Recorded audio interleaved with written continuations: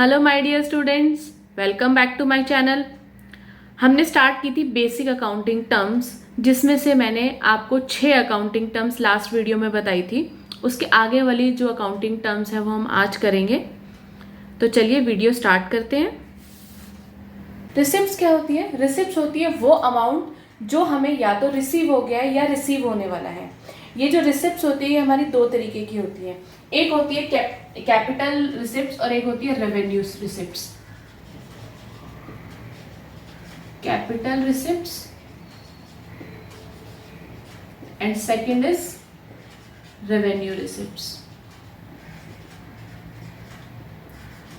अब capital receipts क्या होती है हम उसके बारे में बात करते हैं। कैपिटल रिसिप्ट्स होती है हमारी किसी भी ऑर्गेनाइजेशन ने अगर कोई भी फिक्स्ड असेट को सेल किया, जैसे किसी ऑर्गेनाइजेशन ने मशीनरी सेल करी। अब मशीनरी सेल करने के बाद उनके पास जो अमाउंट रिसीव हुआ है वो होगा कैपिटल रिसिप्ट। ठीक है, ध्यान से सुनना मेरी बात को, दोनों में बहुत डिफरेंस है। सेकंड है हमारी रेवेन्यू रिसिप्ट। रेवेन्यू रिसिप्ट में भी अमाउंट हमारे पास रिसीव हो रहा है, लेकिन हम वहां पर कौन सा अमाउंट रिसीव कर रहे हैं? अपनी गुड्स को सेल करके जो हमारे पास अमाउंट आया वो होगा हमारा रेवेन्यू रिसिप्ट्स। जब हम किसी असेट को बेचते हैं, किसी फिक्स असेट्स को बेचकर जो भी अमाउंट आता है दैट इज कैपिटल रिसिप्ट, और गुड्स को सेल करके जो अमाउंट हमारे पास आता है that is revenue receipt. Next point is expenditure.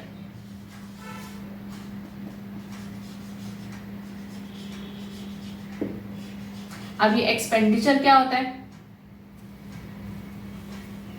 जिस तरह से हमने कोई अमाउंट रिसीव किया दैट इज रिसिप्ट। अगर हमने कोई अमाउंट खर्च किया, कोई स्पेंड किया अमाउंट हमने, वो हमारा एक्सपेंडिचर होता है। ठीक है, अब एक्सपेंडिचर हमारे 3 तरीके के होते हैं। जैसे रिसिप्ट हमारी 2 तरीके की थी, कैपिटल रेवेन्यू, उसी तरह से एक्सपेंडिचर हमारा 3 तरीके का है।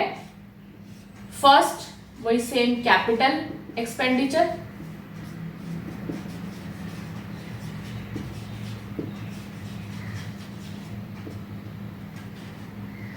second is revenue expenditure,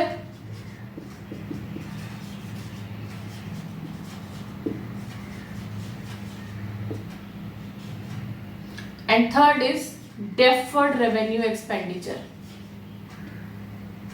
Sorry.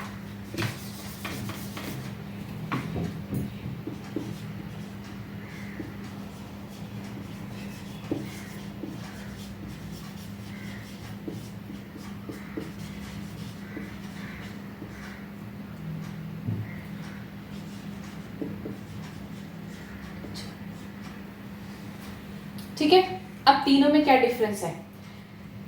Capital expenditure होता है हमारा, हमने कोई भी असेट परचेज की, कोई असेट परचेज करने के लिए हम जो भी अमाउंट पे कर रहे हैं, जो अमाउंट स्पेंड कर रहे हैं, वो होता है हमारा कैपिटल एक्सपेंडिचर। अपने ऑर्गेनाइजेशन के लिए, प्रोडक्ट बनाने के लिए हमने कुछ भी एक्सपेंस किए, जैसे हमने रॉ मटेरियल परचेज किया, तो जब हम रॉ मटेरियल परचेज करते हैं तो वो हमारा आता है रेवेन्यू एक्सपेंडिचर के अंडर। ठीक है, उसके बाद होते हैं डेफर्ड रेवेन्यू एक्सपेंडिचर।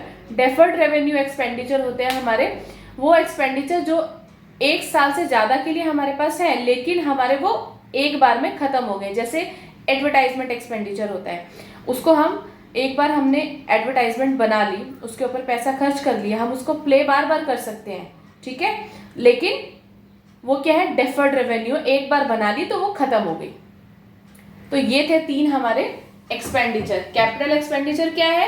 असेट्स को परचेज करने के लिए जो भी हमने एक्सपेंसेस किए that is capital expenditure. Revenue expenditure is अपनी सेल को इंक्रीज करने के लिए हम जो भी सामान खरीदते हैं, फॉर एग्जाम्पल रॉ मटेरियल, तो वो हमारा आता है रेवेन्यू एक्सपेंडिचर के अंडर। और अपनी सेल को इंक्रीज करने के लिए हम कुछ भी एक्सपेंसेस करते हैं जो कि खत्म हो जाते हैं, लेकिन हम उसको यूज करते हैं 1 साल से ज्यादा के लिए, वो होते हैं हमारे डेफर्ड रेवेन्यू एक्सपेंडिचर। क्लियर है? अब नेक्स्ट पे आते हैं। नेक्स्ट होता है हमारा एक्सपेंसेस। अब इसमें यहां पर समझने वाली बात यह है कि एक्सपेंडिचर भी वही खर्चा है और एक्सपेंस भी खर्चा है, तो दोनों में क्या डिफरेंस है। यहाँ पर एक्सपेंडिचर मतलब एक मोटा खर्चा, ठीक है। एक्सपेंसेस क्या होते हैं, वो हमारे मंथली एक्सपेंसेस होते हैं। जो एक्सपेंडिचर है वो हम पूरे एक साल के अंदर जो भी हम खर्च कर रहे हैं, दैट इज एक्सपेंडिचर। एक्सपेंसेस हम हर महीने खर्च करते हैं, जैसे कि हमने ऑफिस का रेंट पे किया, वो हम हर महीने पे कर रहे हैं। हमने सैलरी पे की, वो हम हर महीने सैलरी पे कर रहे हैं। तो वो क्या है, वो जो एवरी मंथ जो रेकरिंग एक्सपेंसेस होते हैं हमारे, जो रेकरिंग खर्चे होते हैं हमारे, उनको हम बोलते हैं एक्सपेंसेस। Clear my point? ठीक है। अब ये एक्सपेंसेस जो होते हैं वो हमारे दो तरीके के होते हैं। फर्स्ट इज प्रीपेड एक्सपेंसेस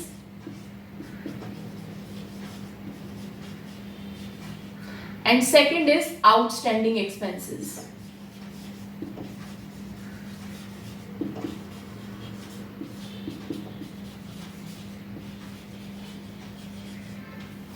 ठीक है। प्रीपेड एक्सपेंसेस क्या होते हैं, कोई भी एक्सपेंस जो हम पहले कर देते हैं उसको हम प्रीपेड बोलते हैं। प्री मतलब पहले। अभी जैसे हमने इंश्योरेंस का प्रीमियम पे करना था, इंश्योरेंस का प्रीमियम हम पहले पे करते हैं ना, उसके बाद हमारा टेन्योर स्टार्ट होता है, तो दैट इज प्रीपेड एक्सपेंस। उसके बाद हमारे पास आता है आउटस्टैंडिंग एक्सपेंस, यानी कि हमने उस चीज को यूज कर लिया, उसके बाद हम उसको पे कर रहे हैं। जैसे ऑफिस है, हमने रेंट पे लिया, हमने उसका जो रेंट है वो हमने बाद में पे किया, या हमने वर्कर्स को सैलरी देनी थी, हमने क्या पहले एक महीना पूरा उनसे काम करवाया, उसके बाद हम उनको सैलरी दे रहे हैं। तो ये क्या है, ये सब हमारे आउटस्टैंडिंग एक्सपेंसेस होते हैं। प्रीपेड एक्सपेंसेस जो हमने पहले कर दिए, जब ऑकर हुए, जिस डेट को वो एक्सपेंसेस ऑकर हुए उससे पहले हमने कर दिया, तो दैट इज प्रीपेड, यानी हम उसको एडवांस भी बोल सकते हैं, जो एक्सपेंसेस हमने एडवांस में कर दिए। ठीक है, क्लियर माय पॉइंट? आउटस्टैंडिंग क्या होगा, आउटस्टैंडिंग मतलब जो खर्चे आ चुके हैं हम उसकी बाद में पेमेंट करें, दैट इज आउटस्टैंडिंग एक्सपेंसेस। तो चलिए नेक्स्ट पॉइंट करते हैं। नेक्स्ट पॉइंट आता है हमारा इनकम। इनकम क्या होती है, आपने जनरल लैंग्वेज में पढ़ा हुआ इनकम क्या है। कोई पर्सन अगर सैलरी लेकर आ रहा है घर पे, तो उसको भी हम जनरल टर्म में इनकम बोलते हैं, बट बिजनेस की टर्म्स में इनकम अलग वर्ड होता है। जो भी ऑर्गेनाइजेशन ने अपने पास प्रॉफिट अर्न किया, जो भी नेट प्रॉफिट आया, that is the income of the organisation. यानी जितनी भी हमारे पास रिसिप्ट्स आ रही हैं, जो हमने रेवेन्यू जनरेट किया, उसमें से अगर हम एक्सपेंसेस को माइनस कर देते हैं, वो हमारे ऑर्गेनाइजेशन की इनकम होती है। ठीक है, तो इनकम का हम एक फॉर्मूला लिखते हैं, income is equal to revenue minus expenses.